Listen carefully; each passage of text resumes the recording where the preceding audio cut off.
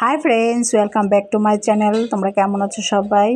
আর এখন দেখো গ্যাস আছে, এখনই পিঠা বানাচ্ছি।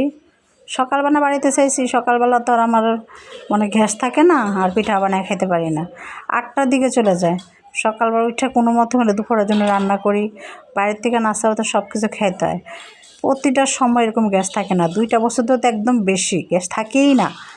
আর এদিকে দেখো একটা প্রাপ্তি বানাইছে পিঠা, এটা আদ্রিত বানাইছে।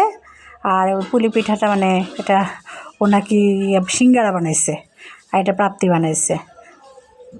আমাকে বলো দিয়ে দাও, আমাকে পরে দিব।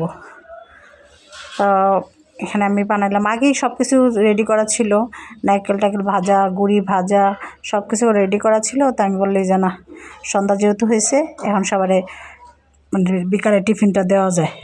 কারণ সকালে তো আমার পুলি পিঠা খেতে অনেক ভালো লাগে। সকালবেলায় মনে হয় সবাই পুলি পিঠা খায়।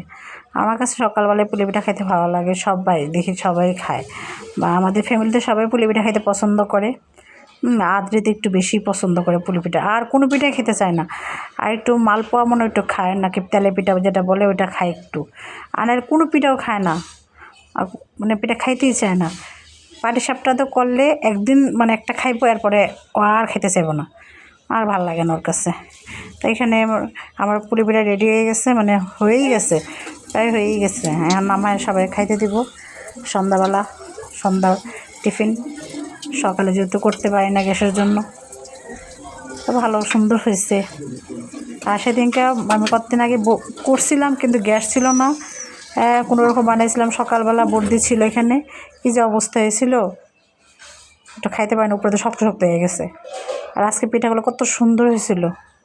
এই যে প্রাপ্তি খাইতেছে, টিভি দেখতেছে, মুভি দেখতেছে, চেন্নাই এক্সপ্রেস এই মুভিটা দেখতেছিল যত সম্ভবত। সবাই মিলে খাইলাম, মুভি দেখলাম সন্ধ্যার দিকে, ভালোই লাগলো। কিন্তু পিঠা টিঠা তো মনে করো যে খেতে মজা, কিন্তু বানাইতে একটু কষ্ট লাগে, বানাইতে ভালো লাগে না। তো যাক, অনেক মজা লাগলো সন্ধ্যার নাস্তাটা।